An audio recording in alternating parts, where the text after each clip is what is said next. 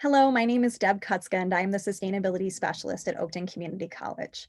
Today, we are going to do a quick virtual tour of the Margaret Burke Lee Science and Health Careers Center, also known as the Lee Center, located at our Des Plaines campus.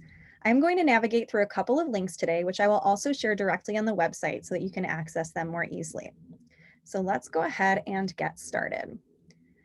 In order to show you a great picture and overview of the Lee Center, I'm actually using the Legat Architects website. So Legat is the group that designed this space. The building was built in 2014 and opened to students and the public in 2015.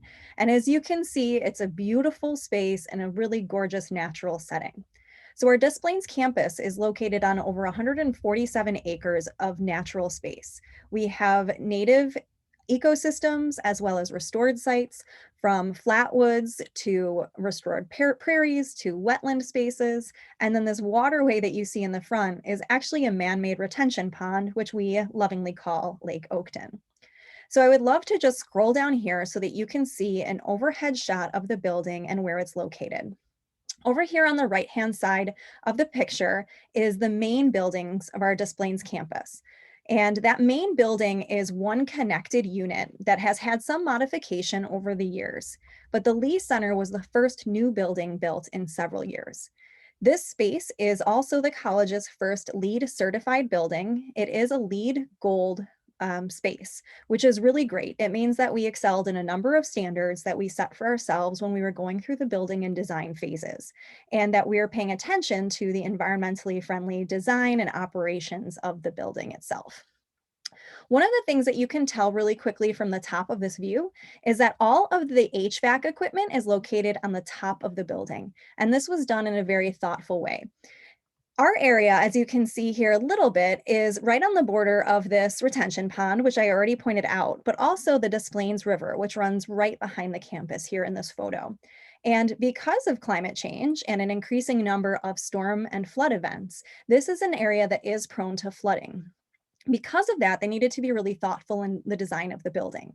So most of the building footprint is actually in a small space, which is easier to see in person here, and where the equipment for operations might normally be housed, which is in the basement of a space, was put up onto the roof of the building. So underneath the building, you'll actually see fencing and then all kinds of rocks and different areas for water to flow and seep back into the ground if there were to be a major flood event. There's also a large cement pad over here, which allows for overflow from the lake so that it isn't hitting the building itself if the water level were to become too high. The parking lot is also designed as a way to manage any stormwater that might come through. It's a little bit difficult to see from this angle, but if you're standing on the third floor of Lee Center and looking out over the parking lot, you'll see undulations in the way that the asphalt is shaped. And that's done intentionally to guide any water that comes down to the bioswales, which are these inset planting areas, or guiding them into the lake over here itself. This diverts the water flow from the building and reduces any sort of damage that we might anticipate with large flood events. Another thing that you will see in this video is some of the spacing over here on the side of Lake Oakton, which is actually hardscaped in order to, again, filter off some of that water that's coming from stormwater, but also all of the salt that might be used on the walkways during our icy times in the winter. So that salt can be really corrosive to native ecosystems. And so the different kind of plantings that are used and the rock bases there help filter out some of the impurities before it gets into the water. So I'm going to go through this video tour with you a little bit slowly, because I'm going to pause it at different parts to highlight certain aspects of the space. So let's go ahead and get started here. So again, a nice overview shot to show you how the building was made. You can see that a lot of the footprint is smaller and most of the space is built up on the second and third floor. So this is the front lobby of the Lee Center. And a few things to notice here are this beautiful wood accent wall. This wood is reclaimed from a barn up in Wisconsin. One of the pieces of building in an environmentally sound way is using reclaimed or repurposed items and local items when at all possible.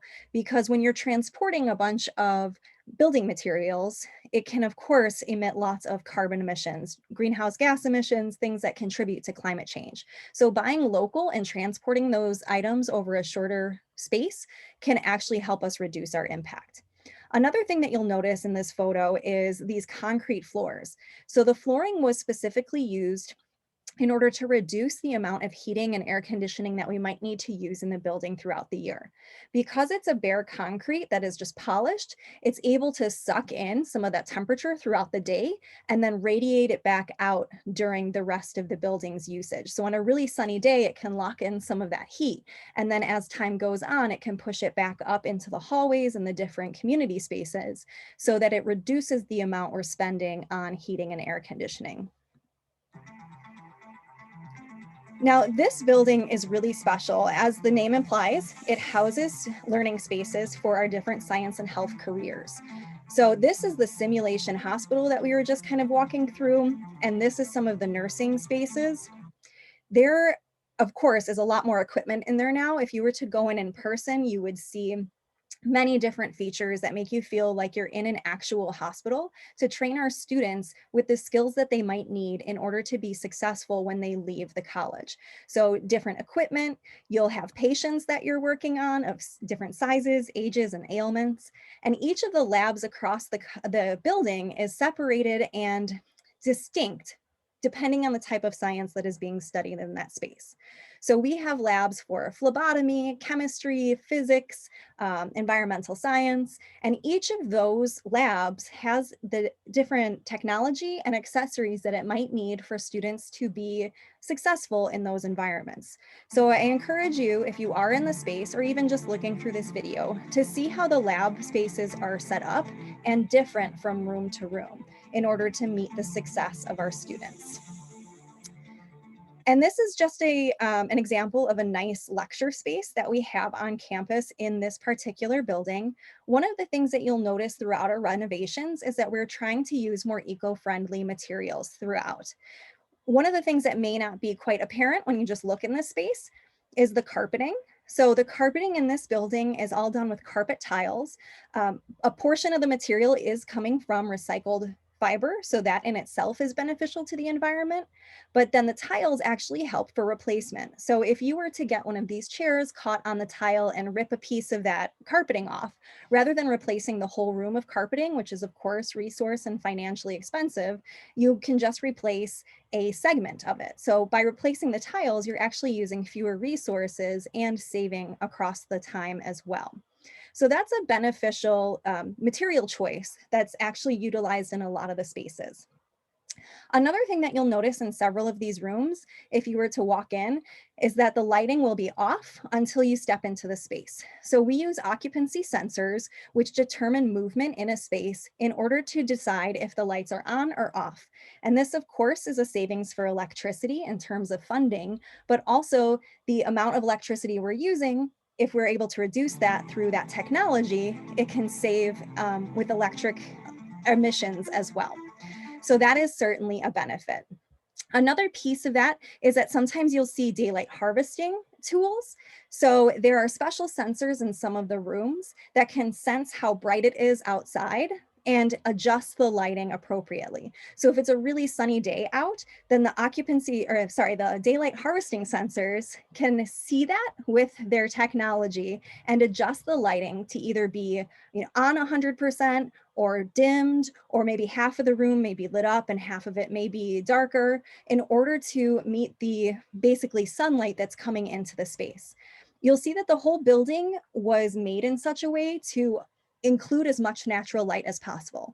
So of course, natural light will reduce the amount of energy that's required for the space to light it appropriately. And it's also been linked to a healthier work environment, helping individuals who work inside there and go to school to be more focused and more efficient.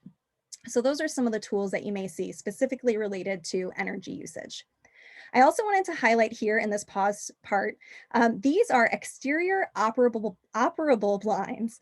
And the blinds are another really great tool to reduce the amount of light and heat that is in this space. So this is an upstairs hallway, and these blinds will adjust automatically depending on the factors outside. So if the sun is shining brightly versus if it's a cloudy day, or anything that's happening on the exterior, there are sensors to adjust those blinds and open and close them throughout the day as needed, which can reduce the heat buildup in that space and also, again, the energy savings.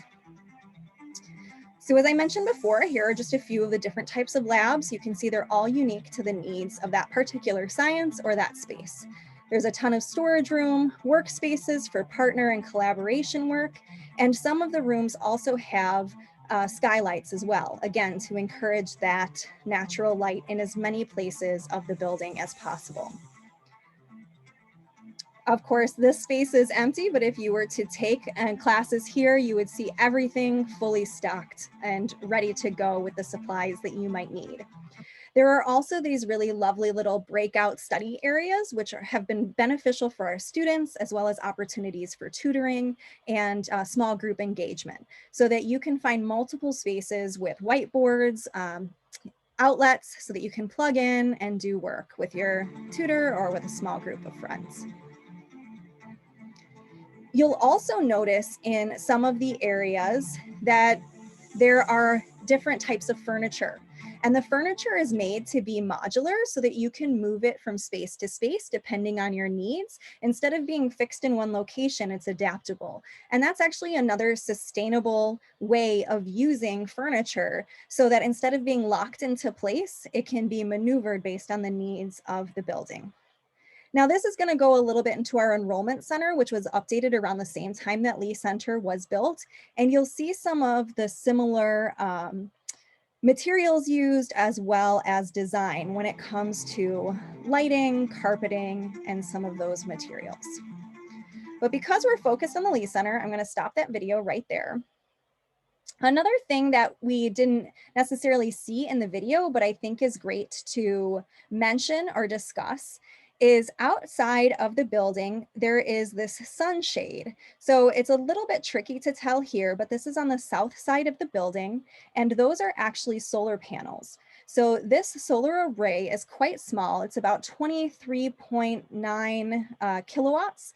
And it doesn't generate a huge amount of electricity for the building, but at least it contributes some and reduces the amount of energy that we are purchasing from the grid. And this solar sun shade is collecting light from the sun as any photovoltaic array would, and then it generates electricity, which is put directly back into the building. The shade is also designed to block some of the sun that's coming in and keep that hallway a little bit cool. You will see that there is natural space right outside here of the Lee Center. There is an outdoor classroom there, which has been a really wonderful addition to the campus. So our faculty can take student groups out there. There are plots to do observations for botany classes or environmental science classes, but we also have faculty who teach philosophy or composition in that area. It's available for staff and faculty just as a meeting space as well, and it's been a really nice addition. This spot right outside here, this big concrete area, is actually special in itself in that beneath this concrete platform, there's actually a radiant heat system. So it's a system of tubes with water flowing through it. That's a closed system so that it's the same water reused, that warms up during the winter months to actually melt snow as it's falling and prevent ice buildup. And again, that then reduces the amount of salt that we need to use on the walkway, which would then go into the native spaces as it rolls off and as it rains. So I do recommend that you check out this Legat website if you wanted to get any more information on the design of the building. You will find an electric vehicle charging station in this lot outside Lee Center as well, which is another really nice perk to coming to this space, is being able to charge your electric vehicle. The final thing I wanted to share with you about the Lee Center is that we do have this dashboard for energy usage for the whole campus. So if you were to go into the Lee Center in the lobby, you would see a touch screen that you can manipulate to see some of this data. There's also a version of this touch screen located over at the Skokie campus. And it's available on our website as well. So from home, you can click on it and you can see how much electricity all of our campus is using. So this is an overview of Des Plaines and Skokie, all of the water, the natural gas, the electricity for both campuses throughout the year. And if you were to click specifically on the solar energy tab, you can see how much energy was produced over 2020 or the current year, whenever you happen to be looking at this, and compare it as well to these little gray lines, which is the previous year. And of course, you can see the patterns of how much electricity is being generated throughout the year based on, of course, available sunlight. And we also have the opportunity then for you to compare it to the solar production over at our Skokie campus, because there is another array over at that building as well. So hopefully this can be a useful tool for you just as you're thinking about how energy is being used and how much is being generated by some of those smaller arrays. I hope that gives you a brief overview of the space and how it is used. We encourage you to come to campus as soon as you're able to see it for yourself, and know that there are self-guided tour brochures available in that space as well, so that you can kind of check out some of the different features available. Things like our low flow toilets and sinks that reduce our water usage in the building. You can see some of those occupancy sensors and daylight harvesting sensors that are able to change up the electricity that you're seeing, and experience one of our wonderful science classes. Thank you so much, and I hope you have a great day.